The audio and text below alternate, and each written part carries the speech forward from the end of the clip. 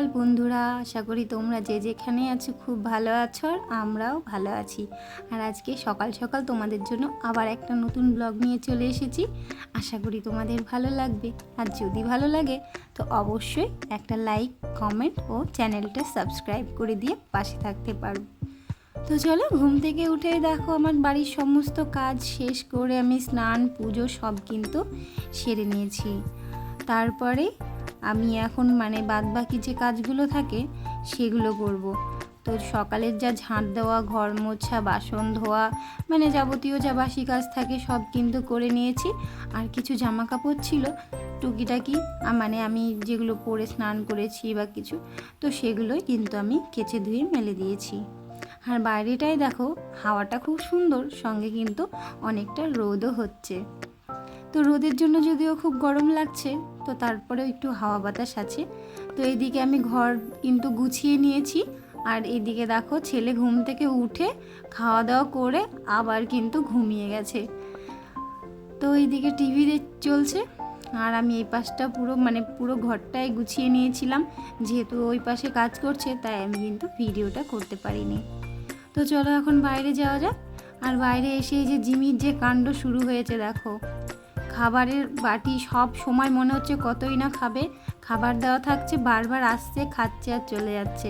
তারপরেও হচ্ছে না, এইদিকে ওইদিকে কিন্তু সব খুঁজে বেড়াচ্ছে, কোথায় গেলে ও একটু ঘুমাতে পারবে বা খাবার খাবে এইসব। তো তারপরে এই যে রান্না করার জন্য জিনিসপত্র যা যা সবজি লাগে বের করে নিয়েছিলাম।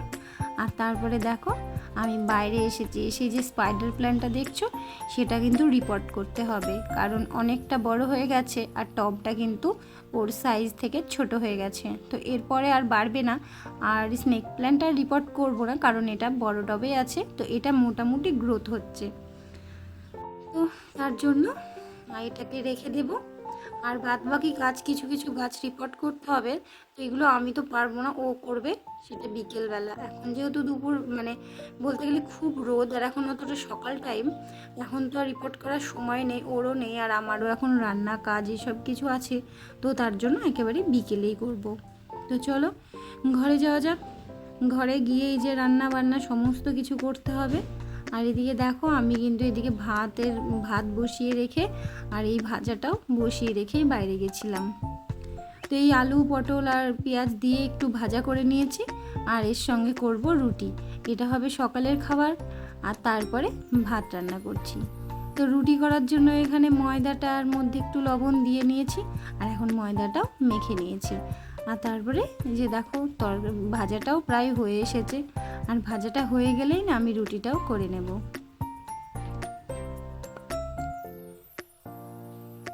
তো তারপরে যে ভাতটাও ফুটছে, ভাতটাও হয়ে যাবে এর সঙ্গে সঙ্গে। আর আমার অভ্যাসটা এরকমই, আমি ভাত সব একসাথেই বসিয়ে দিই, সকালের বলো দুপুরের বলো একসাথে রান্না বসিয়ে দিই। এটা করে করে আমি অভ্যস্ত হয়ে গেছি। আর রাতে যেহেতু আমাদের অন্য কিছু রান্না করতে হয়, তার জন্য সকাল দুপুরেরটা একসাথেই করে নিই। তো এদিকে ছেলের খিদে পেয়ে গেছে, আর আমার রুটিটাও হয়ে গেছে। তো ছেলেকে এখন রুটি আর এই যে এখান থেকে আলুগুলো বেছে বেছে দিচ্ছি, কারণ ও পটল বা পেঁয়াজ কোনোটাই খায় না। তো সেই জন্য ওকে এই যে আলু ভাজাগুলো তুলে তুলে দিচ্ছি, এখন ওকে দিয়ে আসবো, আর তারপরে ও কিন্তু খেয়ে নেবে। তো ওকে দিয়ে চলে আসি, আর তারপরে এই যে চলে এসেছি রান্না করতে। তো এদিকে রান্না করছি, একটু শুক্তো করব, করলা যা যা দেয়, করলা, কলা, বড়ি সব কিছু দিয়ে একটু শুক্তো আর ডাল। তো এই হয়েছে আজকের রান্না। আর সঙ্গে ডিমের কিন্তু অমলেট বানাবো, তো তার জন্য 3টে ডিম এখানে ফাটিয়ে নিয়েছি।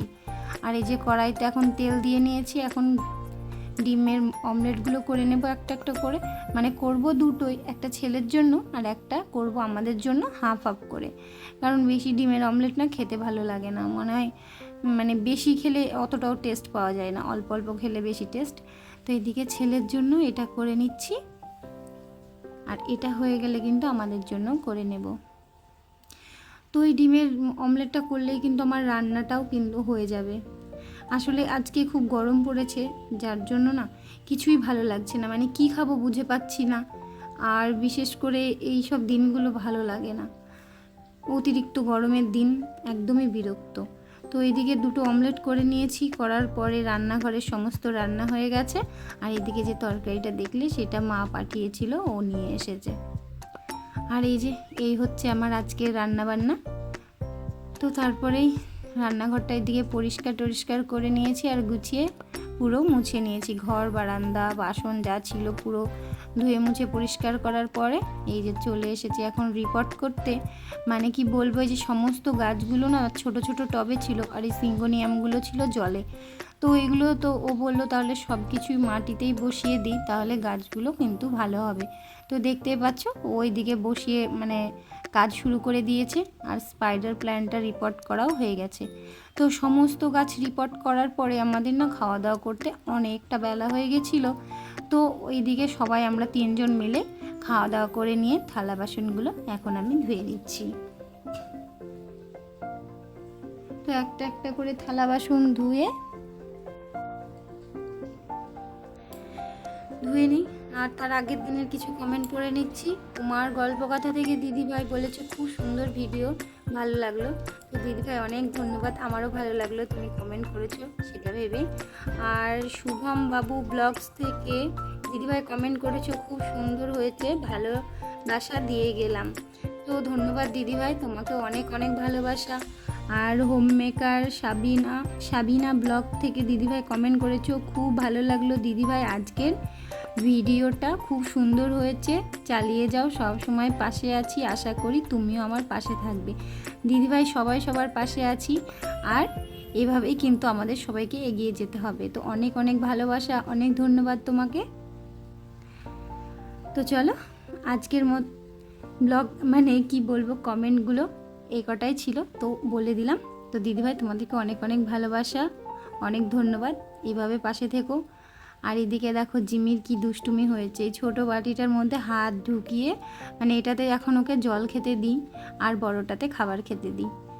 তো ও এতটাই দুষ্টু হয়েছে, দেখো বাটিটাকে মানে কোনো মতে ও ছাড়বে না। এই যে বাটিটার যে কালো একটা গার্ডার আছে সেটাকে ও খুলেই ছাড়বে।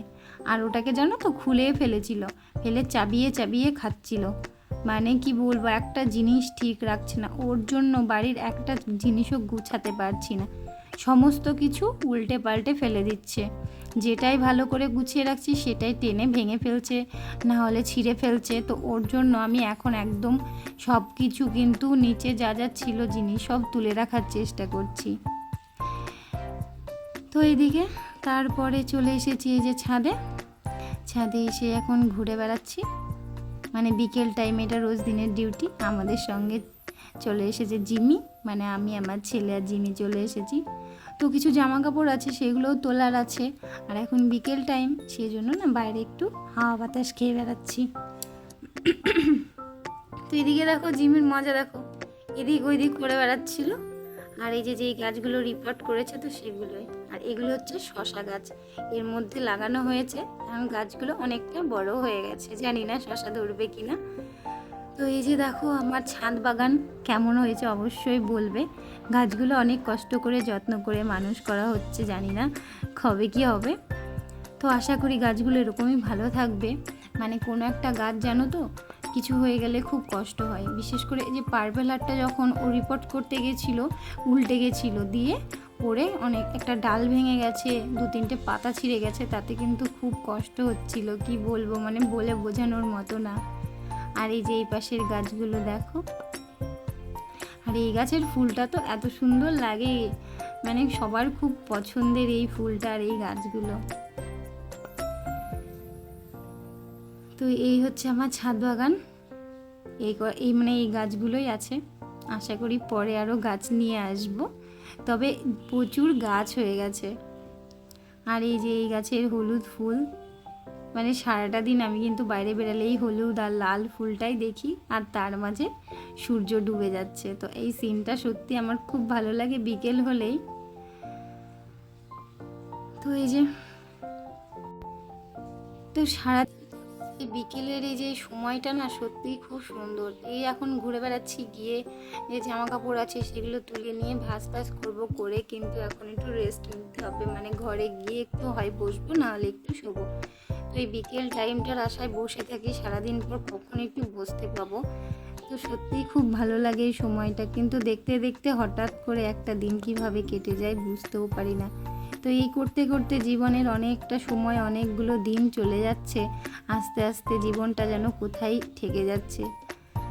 তো দেখতে দেখতে ছেলেও বড় হয়ে গেল, জিমিও কিছুদিন আগে নিয়ে এসেছে, তো সেও বড় হয়ে গেল, আর আমরাও না দিনকে দিন মনে হচ্ছে বুড়ি হয়ে যাচ্ছি। তো এই সংসার জীবন চলতে চলতে জানি না কবে শেষ হয়ে যাবে।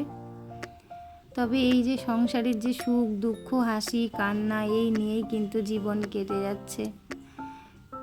মাঝে মাঝে খুব বিরক্ত লাগে, মাঝে মাঝে কিন্তু খুব ভালো লাগে। তো চলো, এদিকে কিছু জামা কাপড় ছিল সেগুলো তুলে নিলাম, আর এই যে জিমির যে এগুলোও যদিও জিমির লাগে। আর এই পলিথিনটা দেখছো, এটা হচ্ছে পাখিদের জন্য, কারণ বৃষ্টি আসলে ওদেরকে এটা দিয়ে ঢেকে দিই, আবার কিন্তু শুকিয়ে নিই, কারণ ওরা তো বাইরে থাকে, আর হচ্ছে ওদেরও তো গায়ে জল বৃষ্টি এসব কিছু পড়ে, আর রোদ টোদ লাগে তখন কিন্তু ঢেকে দিই। তো তারপরে যে ঘরে চলে এসেছি, এসেই মা ছেলে মিলে কাজে লেগে গেছি। আসলে আমি যা করব ওকেও কিন্তু সেটাই করতে হয়, এটা রোজ দিন তোমরা দেখতেই পাও। কোনো কাজ আমি নিজের মতো করব সেটা কিন্তু হয় না। ও সব সময় আমি রান্না করতে যাই বা কোনো ঘর মুছতে যাই বা কোনো জামা কাপড় ভাঁজ করি, ও কিন্তু চলে আসে। এটার অভ্যাস হয়ে গেছে। বা পুজো করি তখনও কিন্তু চলে আসে পুজো করার জন্য, সন্ধ্যা দেওয়ার জন্য। মানে কি বলবো, আমি একা একা কোনো কাজই নিজের মতো করতে পারি না। তো দেখছো জামা কাপড়গুলো কেমন ব্যাকাটারা করে ভাঁজ করছে, তাও কিচ্ছু বলার নেই, কারণ ওর ইচ্ছে, ও করবে, এখন ভাঁজ করবে। ওকে যদি মানা করি ও চিৎকার শুরু করে দেবে।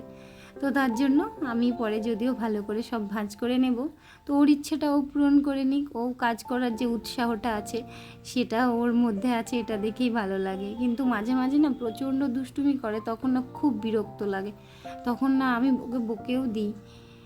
তো কী করব, এই নিয়ে জীবন করতে হবে। এই ছেলে একদিন দেখতে দেখতে বড় হয়ে যাবে, তখন আমি একদম একা হয়ে যাব, কারণ ও যখন বড় হবে তখন তার আমার সঙ্গে এই সময়গুলো কাটাবে না।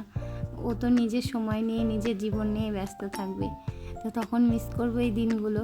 তো ভাবলেই যেন কেমন মনটা খারাপ করে, কিন্তু কিছু করার নেই। একদিন তো সবাই পাল্টে যাবে, সবাই বড় হবে, আমরাও একদিন বুড়ি হয়ে যাব, ছেলেও একদিন আমাদের মতো বড় হয়ে যাবে।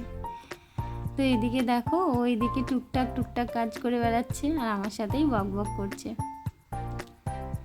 তো এদিকে ছাতাটা, যেহেতু কালকে রাত্রে না প্রচণ্ড বৃষ্টি হয়েছিল, তো তার জন্য ছাতাটা কিন্তু বাইরে নিয়ে বাজারে গেছিলো, তো ভেজা ছিল, আমি সেটাই মেলে দিয়েছিলাম, আর এখন শুকিয়ে গেছে। আমি এখন তুলে নিয়ে যেখানে রাখা সেখানেই রেখে দিলাম। আর এই কুর্তিগুলো, এগুলো এখন আলমারিতে তুলে নেব, আর বাদ বাকি যে নাইটি যেগুলো দেখছো সেগুলো কিন্তু আমি আনলাই রেখে দেব।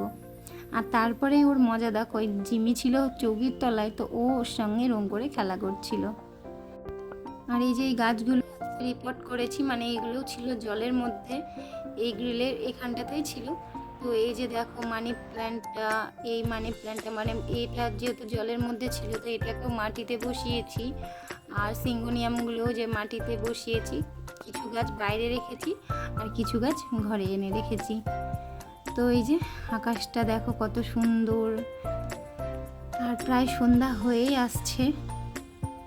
আর এই যে এই সিঙ্গোনিয়ামগুলোও জলে ছিল, তো এইগুলো কিন্তু আমি মাটিতে বসিয়ে এই জানালাটাই রেখে দিয়েছি।